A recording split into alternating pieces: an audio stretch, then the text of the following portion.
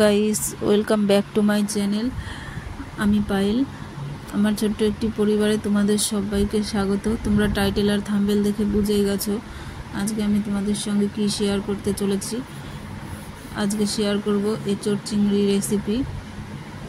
তোমরা দেখে নাও আমি কিভাবে এঁচোড় চিংড়ি রান্না করি, সেই রেসিপিটাই তোমাদের সঙ্গে শেয়ার করছি। দেখো, একটা কাঁঠাল নিয়েছি গাছ থেকে পেড়ে। কাঁঠালটাকে প্রথমে মাঝখানে কেটে ভালো করে ধুয়ে নেব, নাহলে কষগুলো যাবে না, নাহলে কাটার সময় অসুবিধা হয়ে যাবে। দেখো, ডুমো ডুমো করে কেটে নিয়েছি। আর নিয়েছি এখানে চিংড়ি মাছ, আর এখানে ডাঁটা শাক আছে, লাল ডাঁটা শাক। চিংড়ি মাছগুলোকে ভালো করে পরিষ্কার করে বেছে ধুয়ে নেব, আর এদিকে শাকগুলোকেও পরিষ্কার করে ধুয়ে নেব। আর কাঁঠালটাকে আমি সেদ্ধ করতে বসিয়ে দিয়েছি। এখানে নুন আর হলুদ দিয়ে কাঁঠালটাকে সেদ্ধ করে নেব। আর এদিকে আমি নিয়ে নিচ্ছি জিরে, ধনে, আদা নিয়েছি, পেঁয়াজ নিয়েছি, রসুন নিয়েছি, শুকনো লঙ্কা নিয়েছি, কাঁচা লঙ্কা নিয়েছি। সব কিছু এক এক করে বেটে নেব। দেখো, প্রথমে বেটে নিচ্ছি জিরে আর ধনেটা, তারপর বেটে নিচ্ছি আদা, আর এদিকে বেটে নেব হচ্ছে শুকনো লঙ্কা, কাঁচা লঙ্কা একসঙ্গে মিশিয়ে বেটে নেব। নিয়েছি 3-4টা শুকনো লঙ্কা আর 3-4টে কাঁচা লঙ্কা।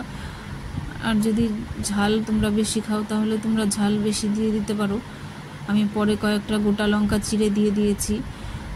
আর পেঁয়াজ, রসুন সব কিছু একসঙ্গে ভালো করে কাঁঠালের সঙ্গে মিশিয়ে মেখে নেব। কড়াইতে তেল দিয়ে জিরে ফোড়ন দিয়ে তারপর আমি কাঁঠালটাকে দিয়ে দেব। দিয়ে এই যে কতগুলো আমি দেখো গোটা লঙ্কা চিড়ে দিয়ে দিয়েছি।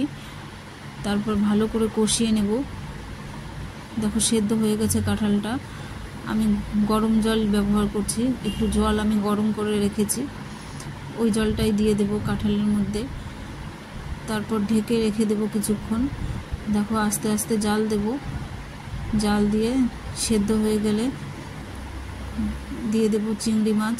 চিংড়ি মাছগুলো আগেই ভেজে রেখেছিলাম। চিংড়ি মাছ দিয়ে অল্প একটু সময় ধরে জাল করে নেব। দেখো, নিয়েছি লাল শাকগুলোকে আগেই ভেজে রেখেছি। শাক ভাজাটা আর তোমাদেরকে দেখালাম না ওটা। দেখো, আমার এঁচোড় চিংড়ি রান্না কমপ্লিট হয়ে গেছে। আর লাস্টে দিয়ে দেব 2টো এলাচ, দারচিনি, 3-4টে লং, সব কিছু মিশিয়ে বেটে নিয়েছি, সব দিয়ে দিয়েছি। দেখো, আমার এঁচোড় চিংড়ি রান্না কমপ্লিট। এঁচোড় চিংড়ি রান্না দেখো কত সুন্দর হয়েছে। দেখো, আমি ঢেলে নিয়েছি গামলায়। চলো এখন আমরা খেয়ে নিই। তোমরা দেখো, যদি ভালো লেগে থাকে রেসিপিটা তাহলে আমাকে কমেন্ট বক্সে জানিও। আমি আবার এঁচোড় চিংড়ির রেসিপি তোমাদের সঙ্গে শেয়ার করব। রান্নাটা হেভি টেস্ট হয়েছিল। দেখো, আমরা খেয়ে নিয়েছি। খাওয়াটা আর তোমাদেরকে দেখালাম না, বাসন ধুয়ে নিচ্ছি। বাই। সবাই ভালো থেকো, সুস্থ থেকো।